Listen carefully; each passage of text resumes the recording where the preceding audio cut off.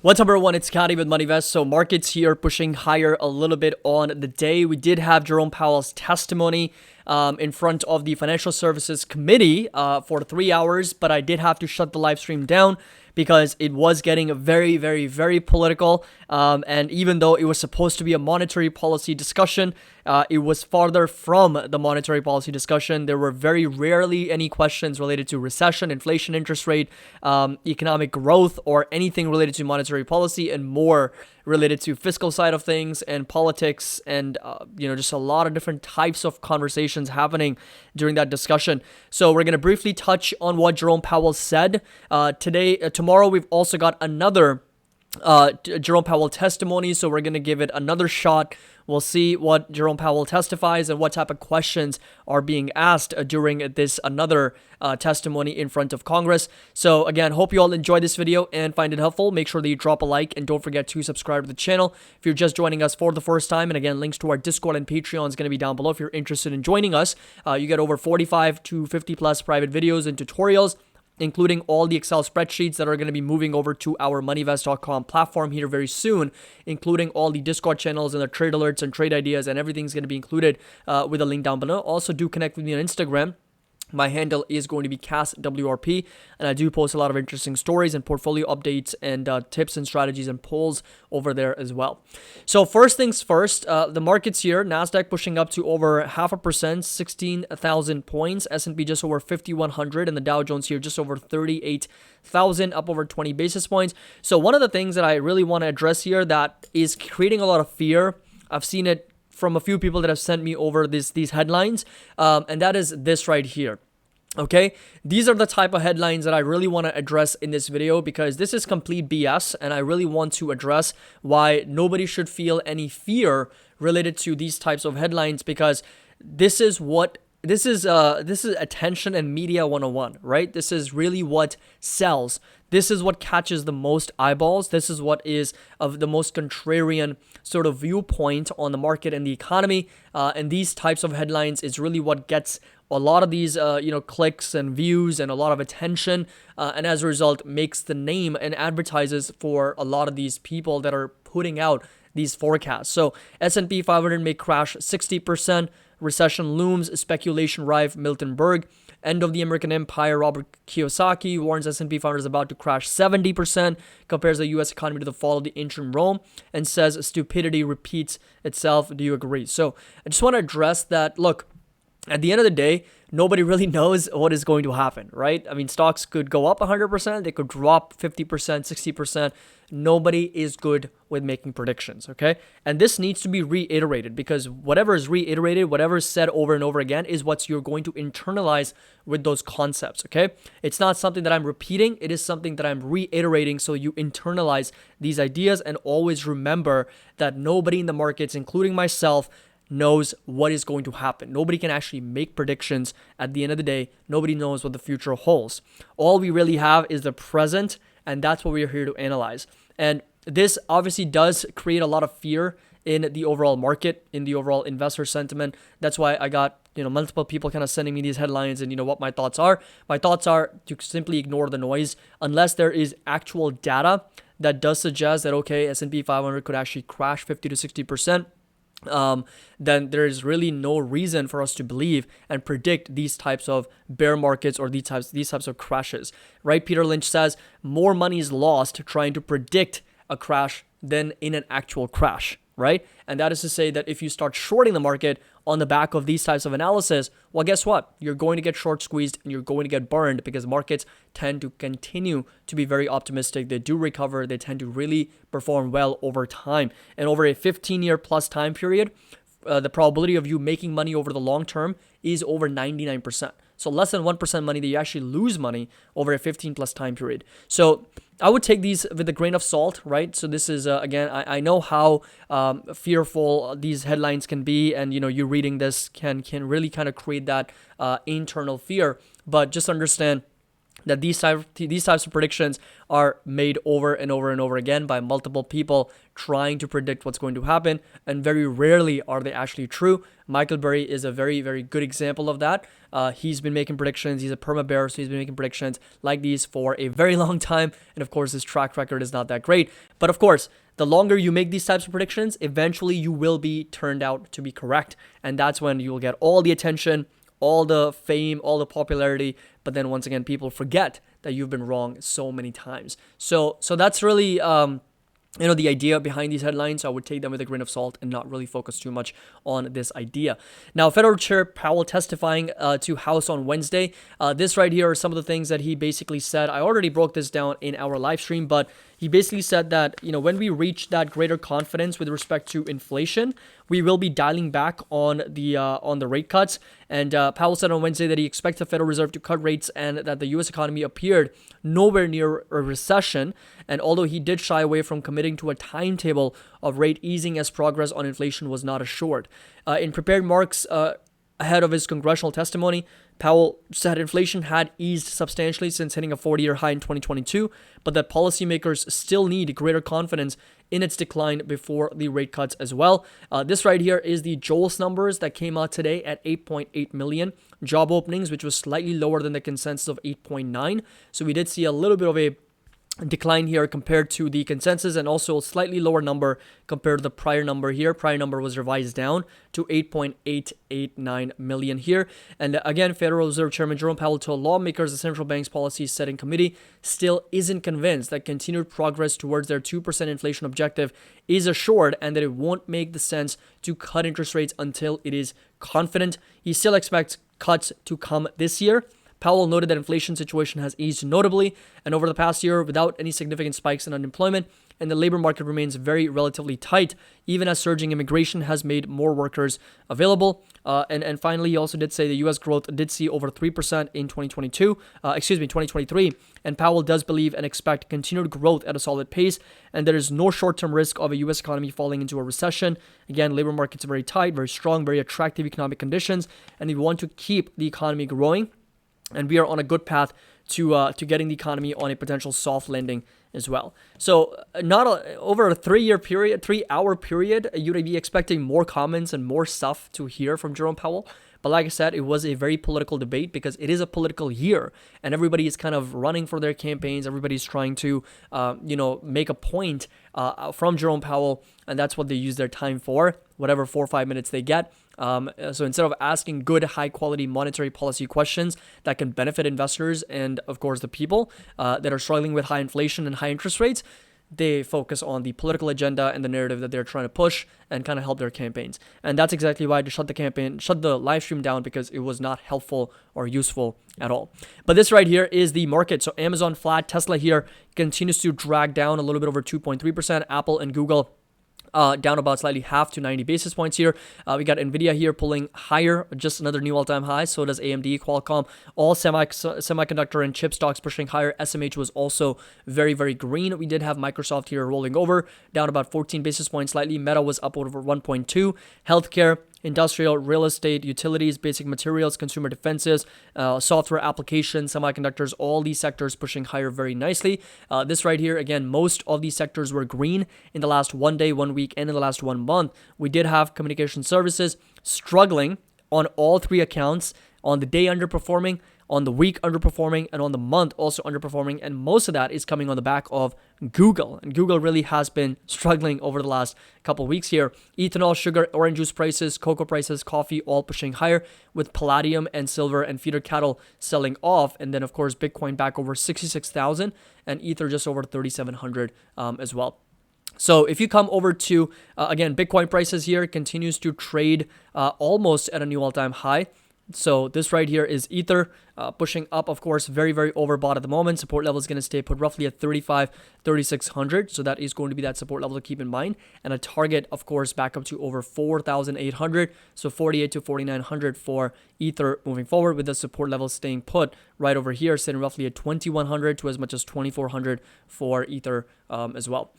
Talking a little bit about Bitcoin here. So Bitcoin also trading just under 66,000, trading at that resistance, and that resistance is going to be pretty much at the all-time high at $69,000 to $70,000, and support level is going to stay put inside this green rectangle at $48,000 to $51,000 for Bitcoin as well. Of course, very, very overbought here, so wouldn't be surprised to see a bit of a pullback considering how overbought these conditions are for both Bitcoin and for Ether. Volatility here, just over 42 basis points, a little bit over 14.5. So again, we're kind of tapping up to that resistance of 15. We're not able to successfully break out beyond this level. And if we do, the next levels are going to be 18 to 20 levels for the volatility. So those right there inside this green rectangle are going to be some of the next levels to keep in mind and watch. And of course, support level, not really a support, but a very, very important cautious level is going to be inside this red rectangle, sitting between 11 and 12 for the volatility as well. Now coming over to S&P 500, and before we dive in deeper on the S&P here, I quickly want to break down the valuation for S&P as well. So if you come over here to our spreadsheet, by the way, all of this is going to be available on our moneyvest.com platform. All the fair values, all the different macroeconomics, macro dashboard, volatility analysis, different technical indicators, including the S&P 500 market temperature chart, which is exactly what this looks like. And this is essentially telling us the index level of 5,100. This is where we closed. And if you take a look at the earnings expectations for 2024, we're looking at $247, and that is going to put us at just over 20 times earnings multiple for the S&P 500. That's going to be a 4.41% earnings yield. And based on 2025 numbers, one could even argue that we are quite reasonably priced at just over 18 times earnings. Of course, on a trailing basis, 2023 numbers, we're sitting at 22.6. This number is not finalized yet because a lot of companies are still reporting their earnings, and earnings season is still underway. But 22.6 is the earnings multiple here on a trailing basis right now, dropping down to 20.6 and then dropping down to 18.3. So we're seeing a 2-point drop here on the S&P valuations as we go years forward out. But again, based on 2024 number, 20 is quite average. It's quite reasonable. It's decent. I wouldn't consider this to be undervalued, but it's also not overvalued to a point where the markets can see a 60 to 70% crash either. They're quite reasonably priced. One could argue that, okay, there's some stocks within the market that may be trading at bubble territories, and there's some stocks trading at very, very undervalued levels. So it's kind of a mix. And S&P is quite at the average here at 5,100, trading at 20 times earnings multiple on a forward 2024 basis. Support level is going to stay put at 5,000. So this right here is going to be that level to keep in mind. Of course, if we do see a breakdown below this level, the next support level is going to be sitting roughly down to 4,800, down to as low as 4,690 for the S&P 500. So those right there are going to be some levels to keep in mind for the S&P 500, of course, all the way down to as low as 4,600 to also watch for the S&P 500. But of course, we continue to kind of trade in this higher high and higher low pattern, a little bit of that negative divergence, really just consolidating sideways. So 5,045, a very, very important support level to watch, because if you come over to the 30-minute time frame, you'll notice that a couple times we have validated that support. So this right here is a perfect representation of why 5,045 is such an important level, because not only is that the higher low, but that's also the horizontal support, because previous resistance here, previous resistance here, previous support here, almost a previous support here, previous support here. So you can see how many times 5,045 kind of validated as a previous resistance and a support. So if the S&P, let's say, for example, starts trading downwards and then breaks down below this, then of course there's more potential downside. In my opinion, the next more stronger support is going to be 4,900, but that's on a much shorter time frame. That's going to be sitting right there, 4,921, in line with this previous support level. A couple times if you validated, and that's going to be that next potential target for the S&P. But until we get down there, 5,045, very, very important level to watch. Same thing with the NASDAQ, continues to kind of trade inside this uptrending channel of a very nice higher highs and higher lows, as you can already see. We do have a little bit of this higher lows sitting right at around this 15,750 level. That's going to be that support. In case we see a breakdown below this, next support inside this green rectangle between 15.15 and 15.45. So that inside this green rectangle, very, very important level of support to watch for the NASDAQ moving forward. Talking about Apple, and Apple here selling off down to 168, down another 59 basis points. Both Apple and Google are actually gearing up for pretty good swing trading opportunities. So that is actually going to be a part of our analysis and in our newsletter that's going to be released on Sunday. I wasn't able to release it on last Sunday because I was sick and traveling.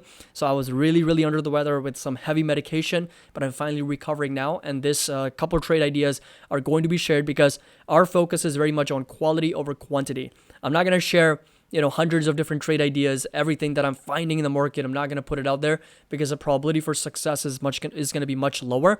I'd much rather give you the highest quality trade ideas where you can actually expect to make good money, some good decent trades with a 60 to 70% win rate, as opposed to give you very low quality ideas, even if I'm providing you hundreds of them. So my focus is again going to be on quality over quantity. I'll give you fewer trade ideas, but much higher quality trade ideas.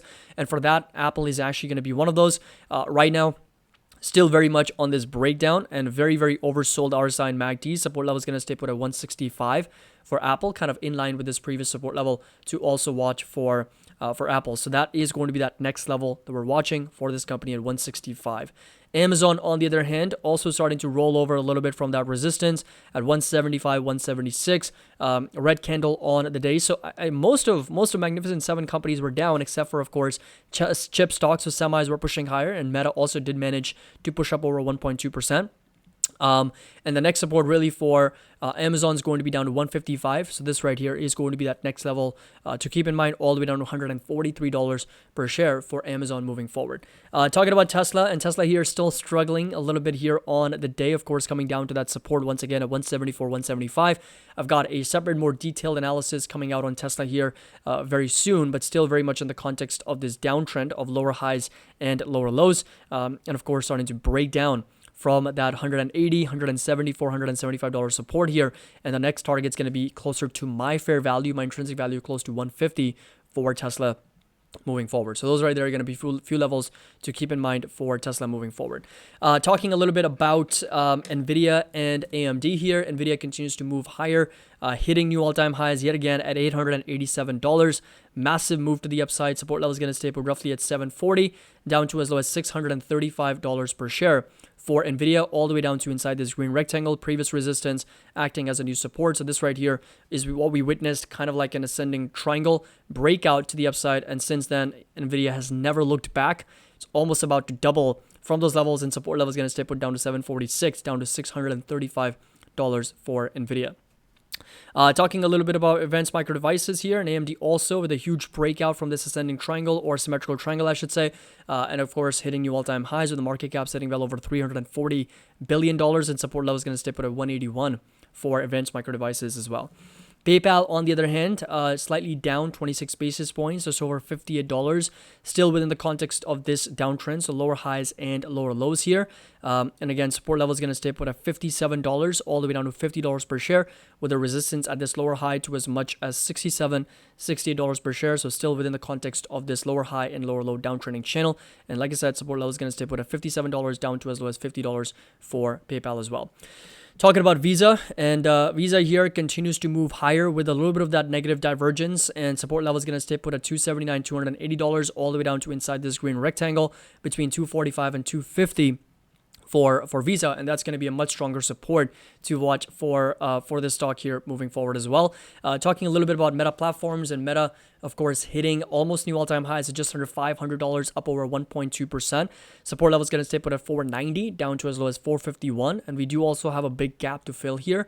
Support level is going to stay put down to $383 per share for Meta moving forward. So a couple support levels, like I said, are going to stay put at 487 down to 451, down to 383 for Meta, all the way down to $352 per share for the stock here. A little bit overbought RSI and MACD, of course, so some negative divergence. Got to be super careful. Valuation is, I would say, slightly on the higher side, but of course in the 450s, down in the 380s, it would normalize a little bit better moving forward. Talking about Netflix here, and Netflix also starting to roll over slightly.